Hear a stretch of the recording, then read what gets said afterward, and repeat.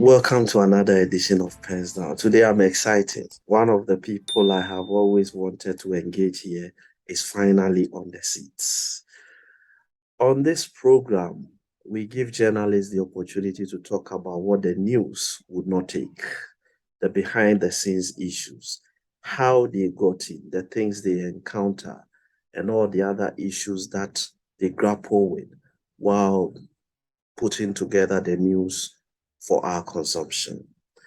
I have been joined today by a chief editor of GBC Radio News. She is also a news anchor and a former presidential correspondent. She has over 15 years experience in broadcasting. Pascaline, Ameyo, Adadevoh is my guest. Welcome. Thanks, Nana. Right. I am excited today because finally it is here. Finally, I know, That's right? That's right. First of all, how did the decision to enter journalism come about? Well, I think that I've always wanted to be either a journalist or a lawyer, and Okay. that came to mind at a very tender age. I was very young. I'd always wanted to either be a journalist or be a lawyer. So I'd followed through, and I'm also one person probably who discovered my talent very early because I Okay. just love to write and I just love to read. Mm. And in school, right from primary school, comprehension, dictation, English in general, and all the reading subjects were just my thing. Mm. So I knew I just had to build on that one. So that's how it started. And then along the line, right after senior high school, I I was told that the KNUST Law School was in operation, and then Mm. they had opened admission Admissions. at the Yeah. time, admissions at the time, and I kept delaying, and then I missed that opportunity.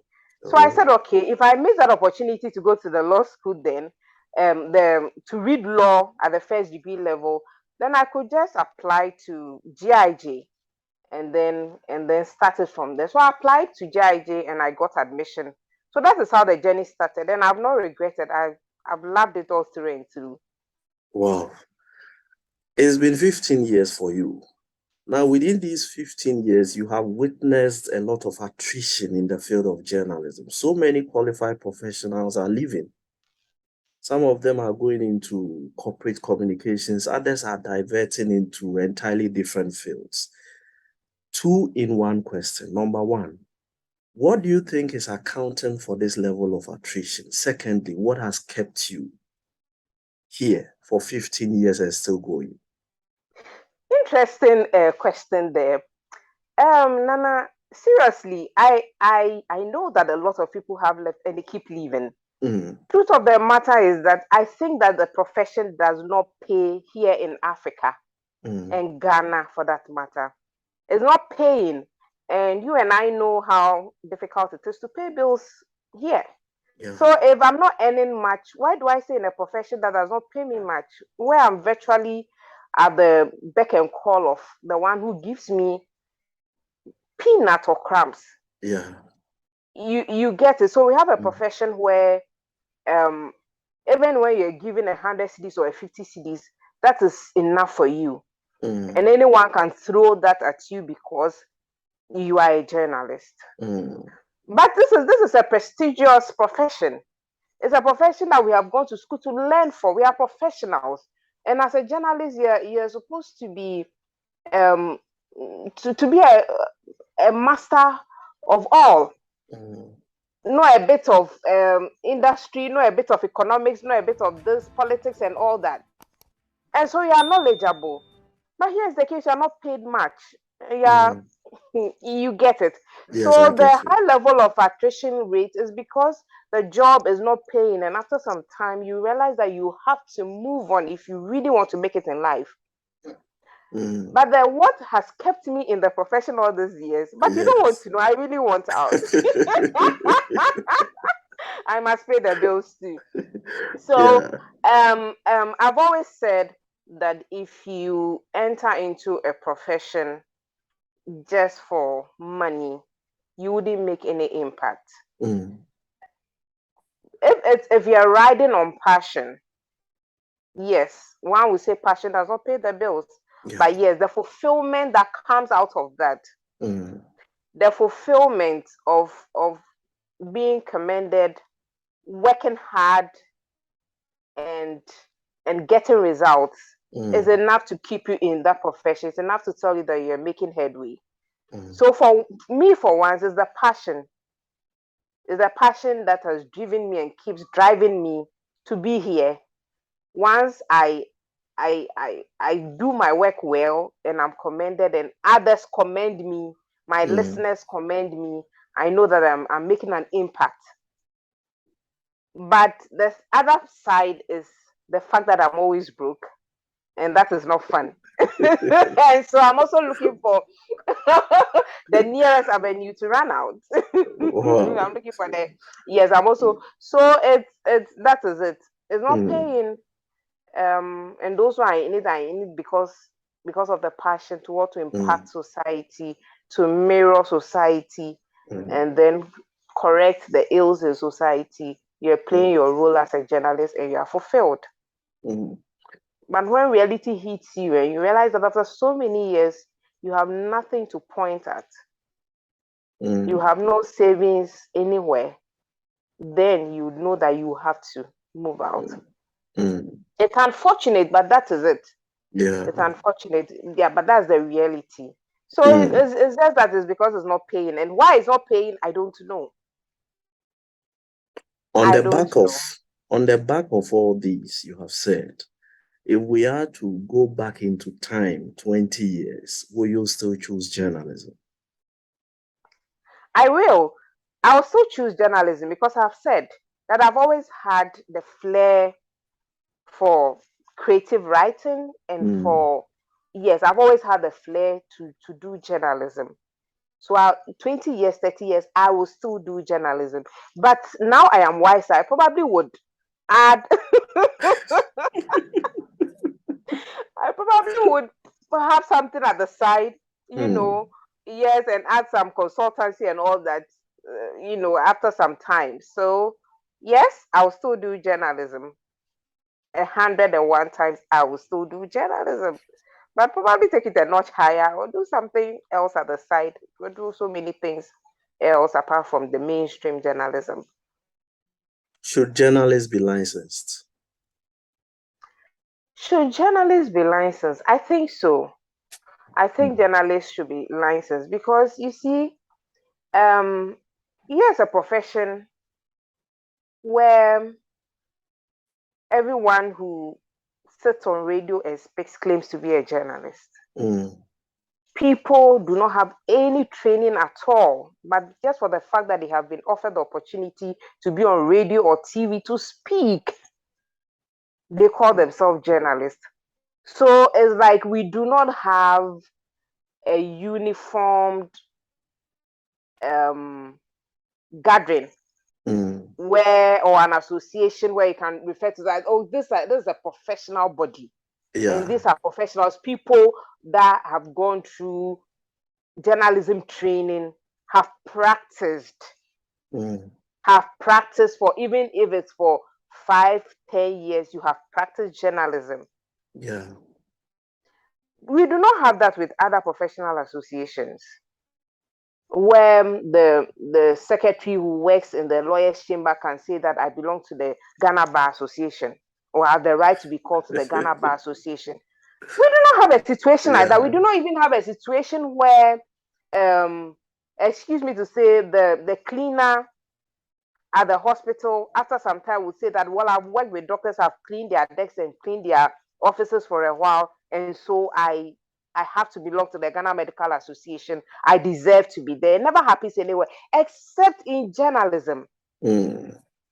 Except in journalism. And so people do all manner of things and they go, once we are licensed, you are held responsible for everything that you do. Yeah. If you do wrong, you are punished because then the constitution is even stronger and is binding on you. because you have the license. And for the fear that your license can be revoked, you put up best practices. But now What? people do all manner, people go on radio and say all manner of things. And unfortunately, people outside do not even know the difference between who is trained and who is not trained. So once you tune in your radio and everyone is speaking, oh, a journalist, and that is it. People say all manner of things that are not airworthy. People say it, and it's because they do not have the training. So I think that journalists should be licensed. And when we Great. are licensed, and you see, so the issue of being paid well comes in when we are licensed. When we are licensed as a united front and with one voice, we can push for media houses to pay journalists well. But if somebody completes senior high school and is very fluent in Ewe, in Akan, and is employed by one of the stations, you don't expect that the media owner will pay that young lady or gentleman 5,000 Ghana cedis Yeah. for being on Yeah. air. Yeah. For a person like that, if you give him or her 400 cedis, 500 cedis, that is fine. They will be there. But for me, who has gone to journalism, have my diploma, have my Bachelor of Arts degree from GIG, and have my master's, you can't employ me and give me 400 Ghana cedis. Yeah. You get it. So Yes. I think that we should be licensed. It's very important. It's critical. I think that the past administration had something like that on the table. I'm hoping that this current administration will do something about that, because the license is critical.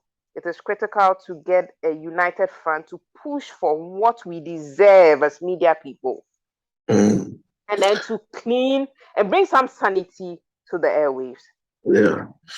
I remember on the heels of the GJ elections, I made a post on Facebook, and you came to scream under it when I said the GJ gives me a reason to be convinced I never made a mistake by not joining. That was funny. But yeah, that was right. I mean, that was right. You just wrote my mind and the mind of a lot of people. You know, a lot of trained journalists do not belong to the association. Yes. Yes. Yes. Yeah, I'm not here to hit the back of GJA, but there's so much that is going on that is wrong and needs to be corrected. And so people prefer not to be part of the GJA. And you are one. You are one of such persons, and I'm sure if you have to enumerate the reasons, they are enormous, and the They will reasons beat will me still up. align with others. I know they'll beat both of us up.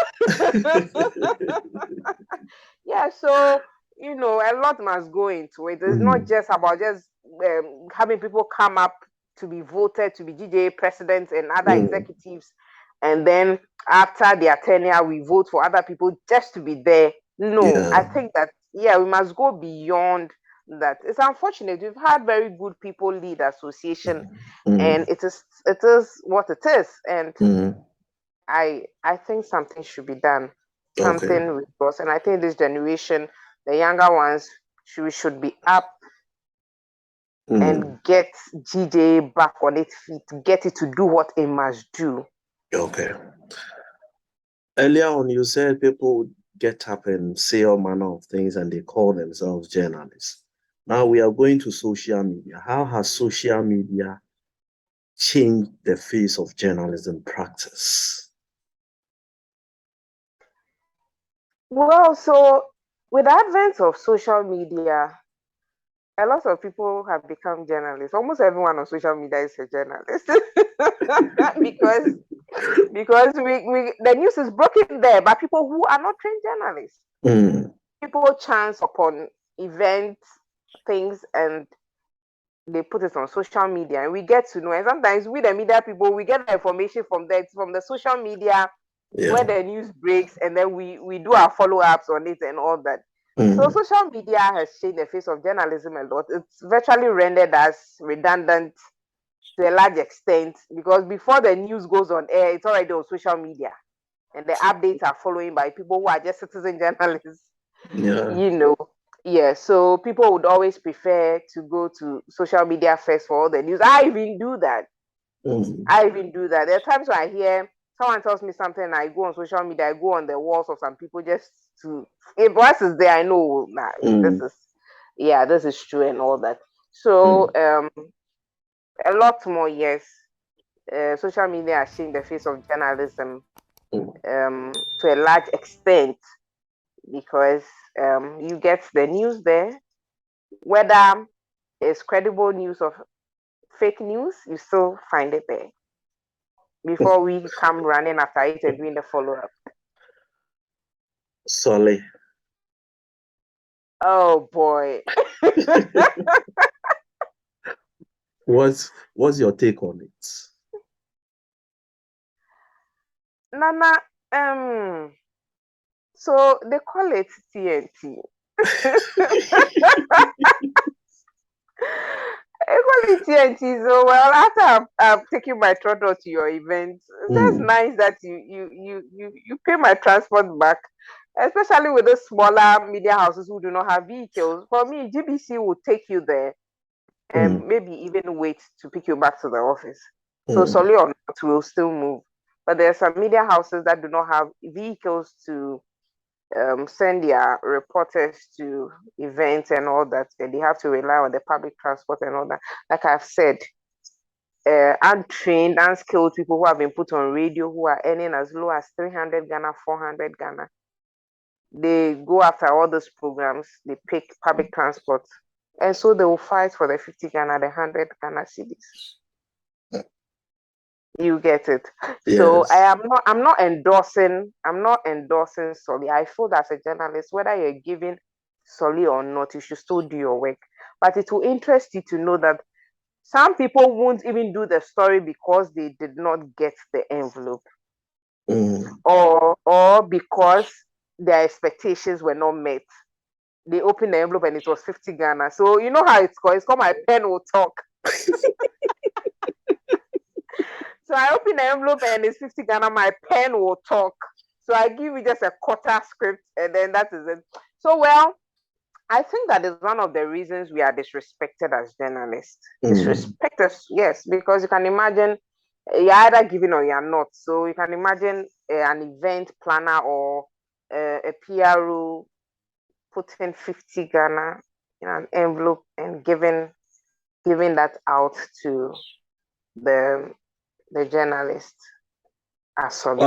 One of our colleagues here said that some PROs have been pocketing money meant for journalists. In fact, for him, he spoke with a sense of entitlement. That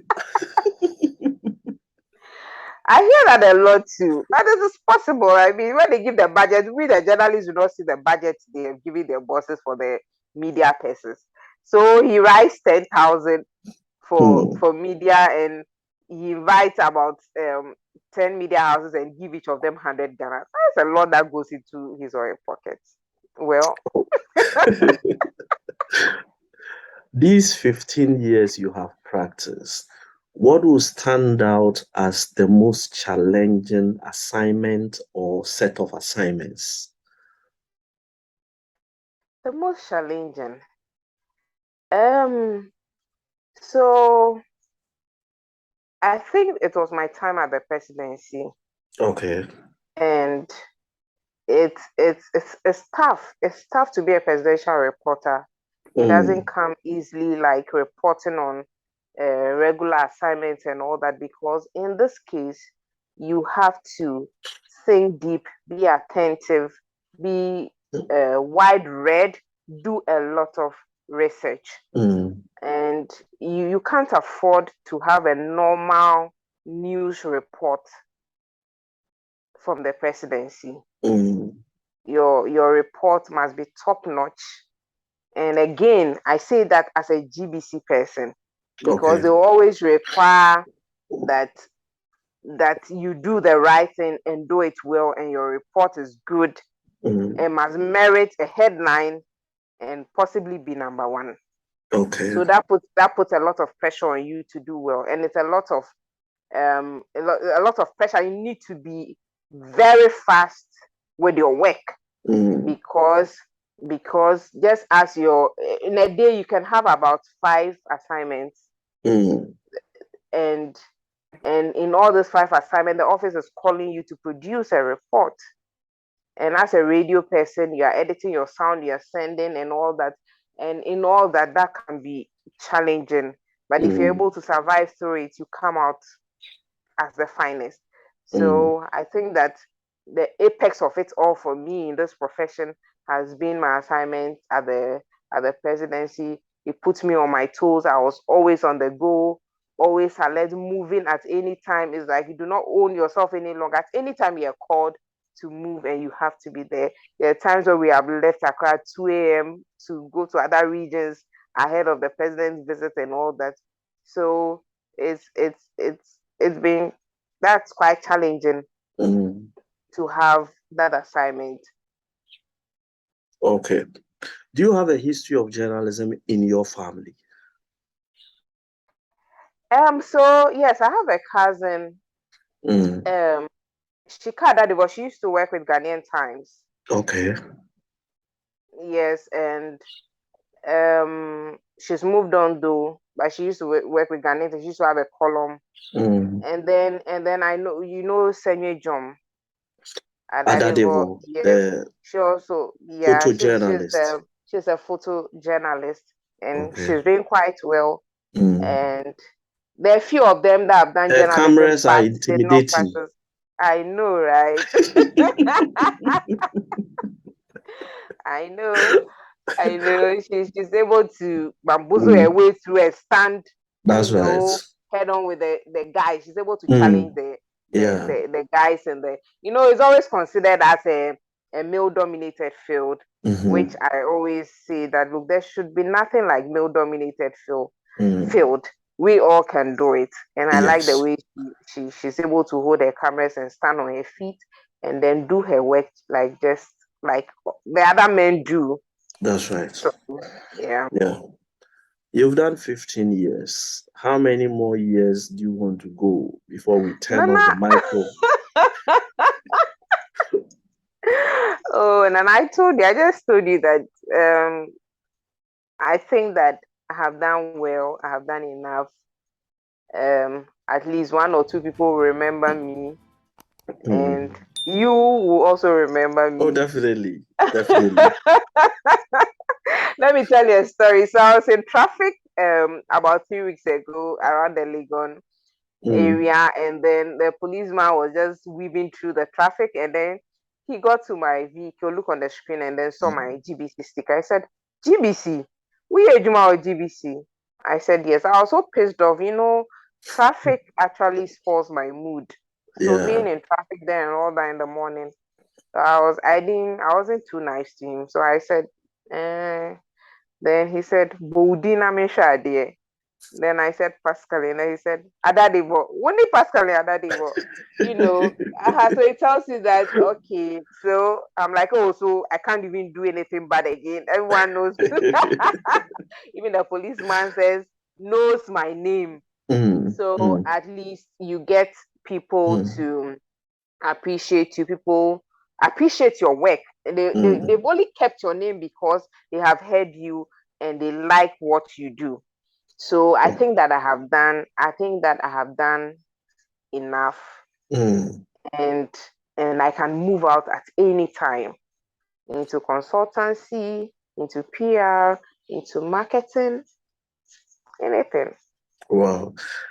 Did you do journalism by training or by practice? Both. Because no, I mean, did you formally train before coming into journalism, or you just came in to learn the rudiments and then you got along? I formally trained. Right. As a journalist. Now here is my question. How was the transition from classroom to the field? Was there a yawning gap? Was it easy? Okay, so I won't describe the gap as yawning though, but they're totally two different things. the theory in the classroom is different from when you get onto the field. Mm. Yeah, they're totally different things, but you always get that background, you always get that backing. At least that elevates you a bit, because I don't know what they do now. By our time, we did editing and did print journalism, did broadcast journalism all in one. Yes. So that helped. At least you had a fair idea of what you were going into. And again, at the time, GBC, GIG, I beg your pardon, Okay. um, offers you the opportunity to do 2 months attachment, practical Yeah. attachment in any of the media houses. So at the end of those practical attachments, you are able to decide where you want to be. I had Mm. opportunity to do my first month at GTV. Okay. And then the second month I came to radio. Once I got to radio, I knew I wanted to be in radio and not TV. I fell in love with radio because of the speed with which we work. Mm. Radio does not wait. And so just as you do your story, it must go. Mm. It must go on the hour. Your stories must go. So there was pressure on you to work and work hard. So I knew I Mm. wanted to be in radio.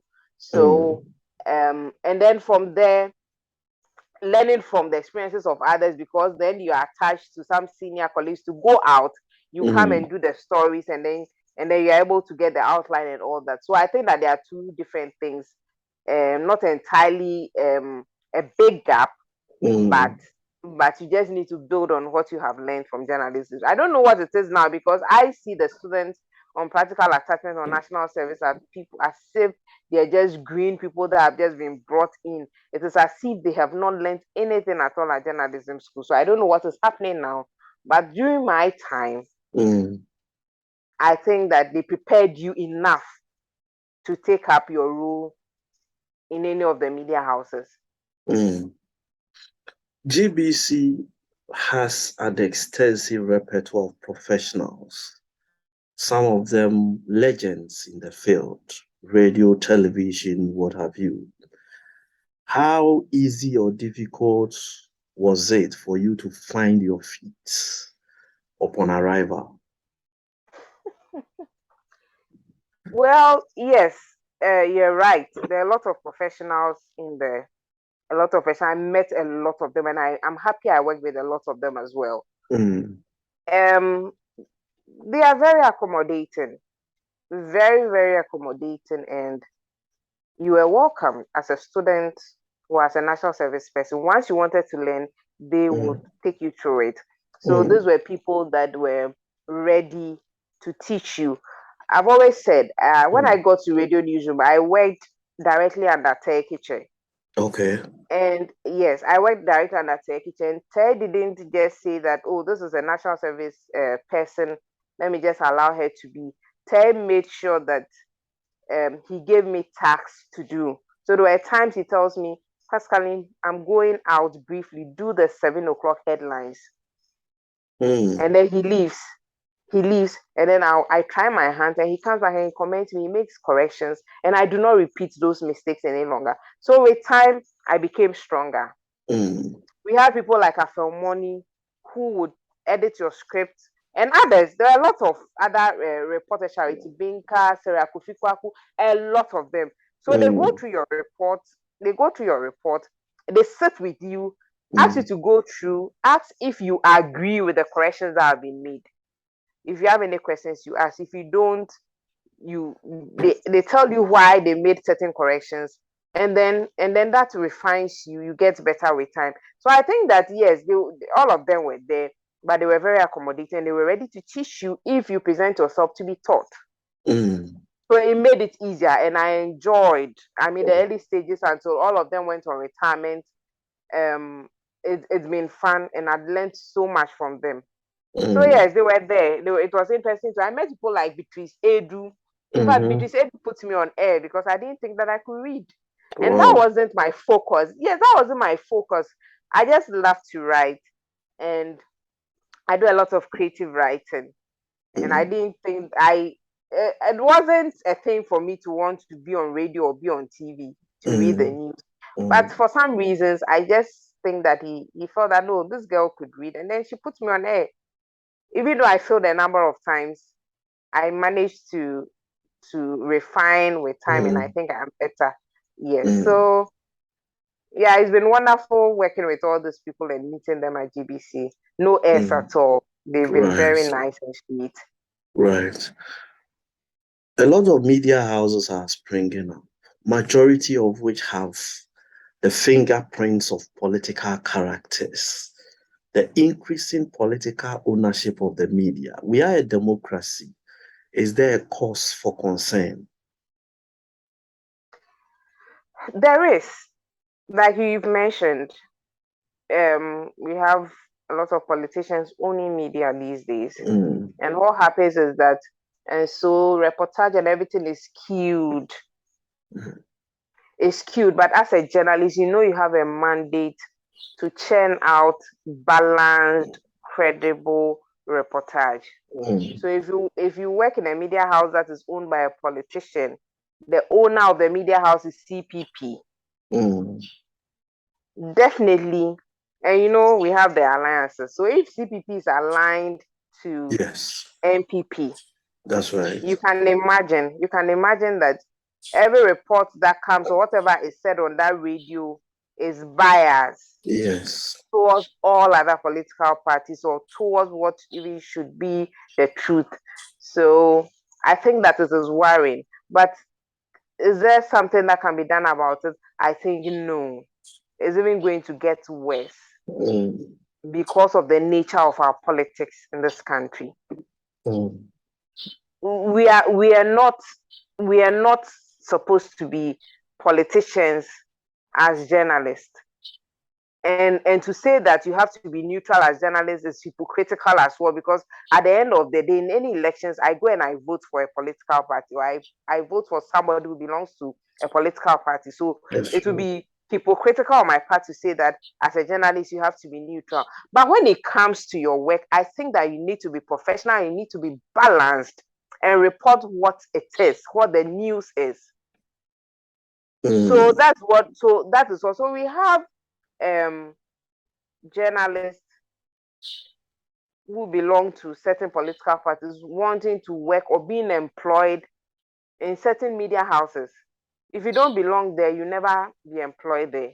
Yeah. And even if you are employed, you are forced to report in a certain way, which is one-sided.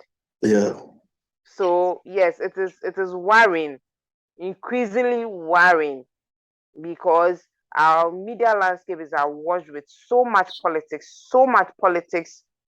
It makes me cringe. So much politics. Sometimes you listen to news and you're like, wow, this is journalism. What is this? But yes, people are forced to speak in a certain way. So it's all about that. But like I said, if you have your license, if you're trained, there's no way anyone can force you to speak in a certain way. Yeah. There's no way anyone can force you in a certain way. But if you are in the pocket of the politician who owns the media house, they brainwash you, they buy your conscience, they buy your brains, and you begin to sing in a certain way. So unfortunately, that is where we are as journalists. But I don't want to say that. I'm shy to say that I'm a journalist sometimes. Because of the falling standards. That's right. Give me your take on the quality of journalism practice in Ghana today. You've been here for 15 years. At least you can have the benefit of some comparative analysis. Are we getting better? Is it getting worse? More room for improvements? And I've said, and I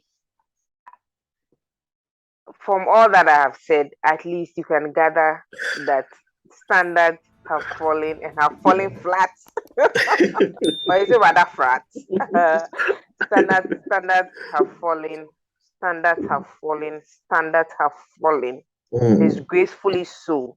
And it's all because of the political thing, the deep partisanship that is even amongst us as journalists. I belong here, I do this and all that. So standards are falling. I don't want to say that there's room for improvement. There's room for improvement, really, no. I don't know what can be done. I'll still put the solution on the shoulders of the GJA.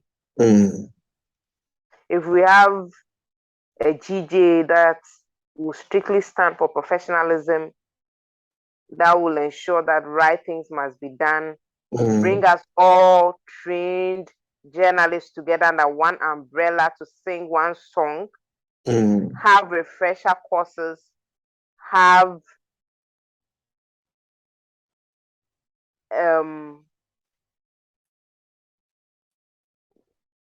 programs to sensitize us, remind us of our core duties as journalists, have orientation periodically. Maybe people will begin to realize their core mandates as journalists and as professionals.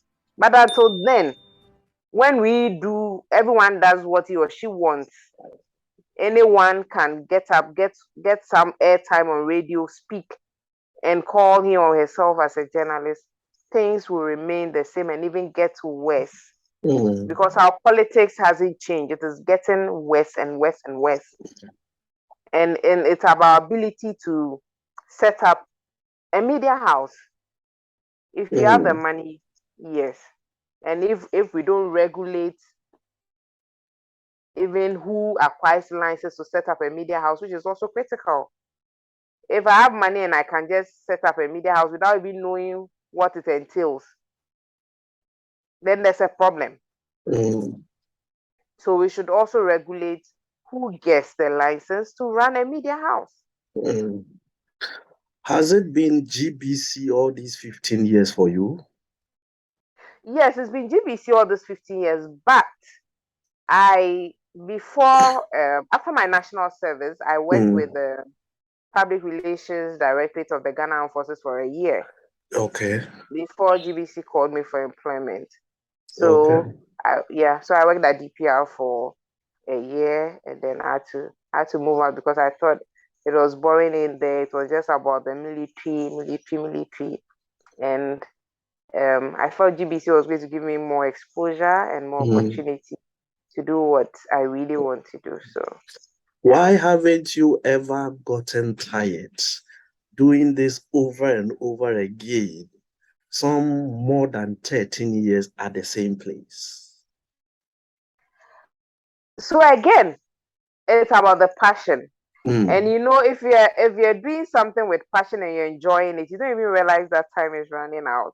Oh yes. All right. You don't even realize. You don't realize. So sometimes I sit back and I'm like, ooh, it's been this number of years. It's just because I have enjoyed and I enjoy what I'm doing. I enjoy journalism. The work that pins you down and gets you to think and mentor others, and the fact that people see your work and they love it is enough to keep you in a space for some time. So I'm in here because I enjoy what I'm doing, but I must pay the bills. That's right. In the line of duty, have you ever been approached with anything monetary or material to compromise a story you were doing? No, there's been nothing like that. Maybe because of where I work. Because at GBC, you actually do not have the opportunity to do stories that are controversial in nature.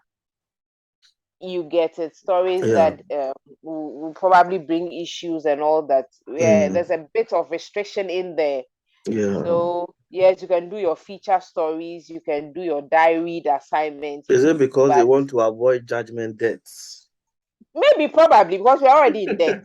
So they wouldn't want you to add up. They wouldn't want you to add up to the debt we're already paying. So yes, there's really not been any moment like that where I've been approached to either do a story or drop a story. No, it hasn't been the case. Yeah, but I know I have some colleagues that have gone through it, especially those who work with the print media, because for print, when your story gets in there, people would always keep the newspapers for so many years, even That's cut it right. out. There used to be this cut out thing. That's People right. always cut it out and keep it. But for Mm, radio, it's fleeting. So mm, I'm sure the preference for the print media has always been a thing. mm, And those who work with the print media have had such experiences. But with the electronic media, especially with the state media, you're a bit restricted when it comes to doing some of the stories that will require you to, drop stories or yeah. Would you take it up if you are given the opportunity to experience print or online media? Would you take up the opportunity? Why not? I always want to try new things. Mm, Yeah, I wouldn't mind to do print media, online journalism. I wouldn't mind. I'm sure it would be interesting, just like radio has been or electronic media has been generally. I wouldn't mind at all. The style I know is different, but there's always a learning curve. mm. I'm sure it won't be too different from what I've done over the years. So I don't mind at all. Any golden memories? Golden memories. I think that everything I have done in this journey, I would term as being golden. The exposure, journalism has allowed me to travel to places ordinarily I wouldn't have gone if I were something else. If I were doing something else, I wouldn't have had opportunity to see. I've been Mm, to many countries. Um, I've seen different cultures.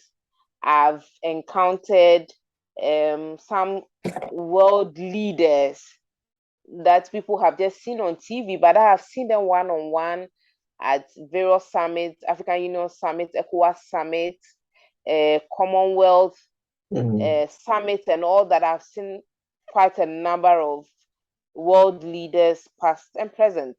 mm, So the exposure alone, I've traveled even within a lot of regions, hinterland, in typical villages and mm. all that. And I think that that is golden. That experience is priceless. I mean, those That's are right. priceless, Mm, priceless experiences that um, ordinarily I wouldn't have experienced or gotten if I were doing something else. So for me, this journey has been worth the while.